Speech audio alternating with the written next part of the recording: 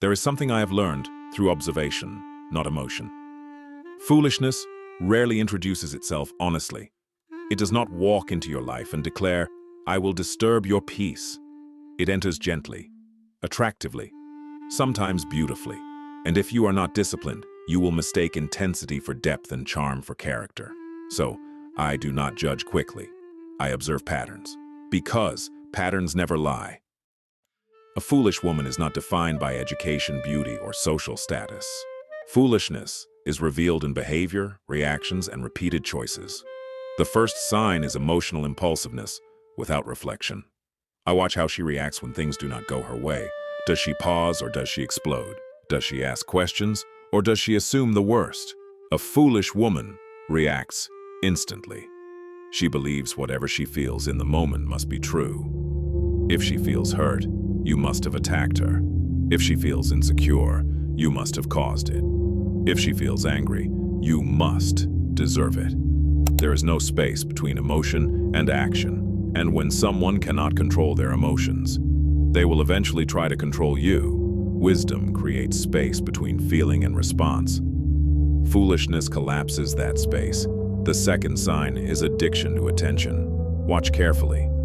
If her mood changes based on validation, if silence makes her uncomfortable, if admiration fuels her identity, she is not confident, she is dependent. A grounded woman can sit in silence without anxiety.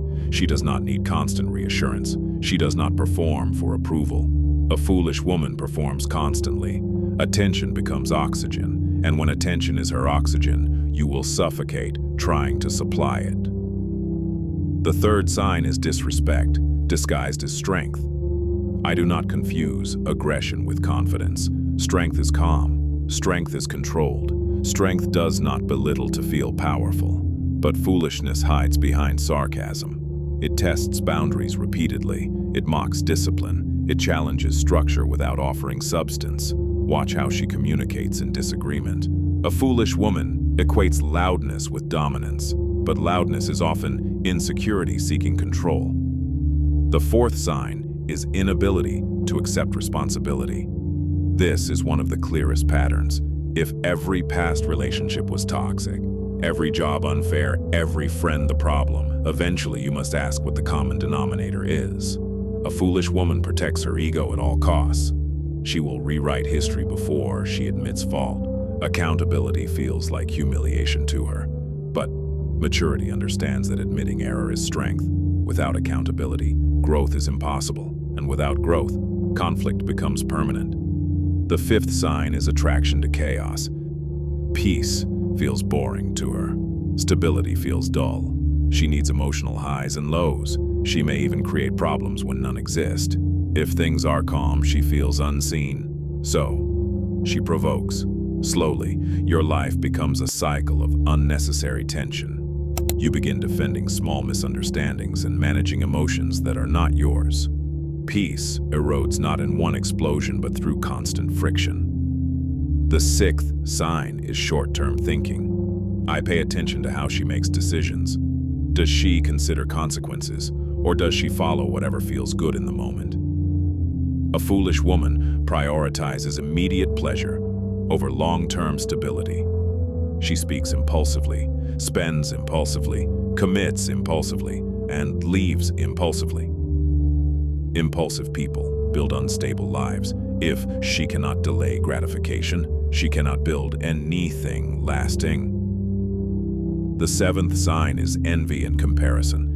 If she constantly measures herself against other women, if she cannot celebrate someone else's success without resentment, if she competes where there is no competition, insecurity is present, and insecurity does not remain external. Eventually, it turns inward toward you. Comparison destroys gratitude. Without gratitude, nothing feels sufficient. The eighth sign is manipulation through victimhood. This is subtle. Every boundary becomes cruelty.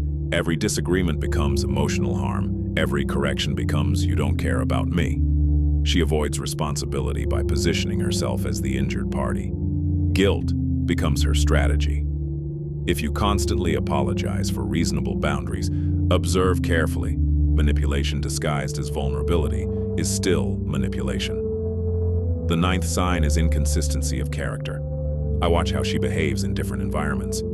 Is she respectful in private, but different in public? Is she kind when things are good, but cold when disappointed? Consistency reveals integrity. Foolishness shifts depending on convenience. When character is unstable, trust becomes impossible.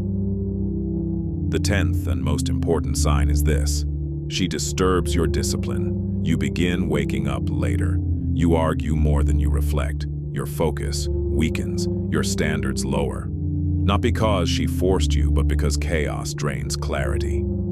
A wise woman strengthens your structure. She respects your ambition and adds peace to your system. A foolish woman disrupts it. Attraction can blind you. Beauty can silence logic. Charm can override discernment. But time always reveals character, so I do not rush attachment. I observe how she handles boredom, because boredom reveals depth. I observe how she handles correction, because correction reveals humility. I observe how she handles no, because rejection reveals maturity. This is not about superiority. It is about protection. A disciplined man protects his peace. He does not argue endlessly. He does not try to reform character that resists growth. He chooses wisely because the cost of ignoring foolishness is high. It costs time, clarity, emotional stability, sometimes years. Peace, once disturbed repeatedly, is difficult to rebuild. So I observe quietly. I do not overreact. I do not judge prematurely. I watch patterns. Patterns reveal maturity. Patterns reveal instability, and when patterns show foolishness, I do not debate it.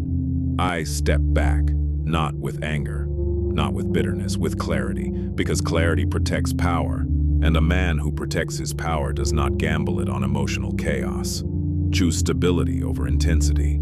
Choose accountability over charm. Choose discipline over excitement. And your life will reflect that decision.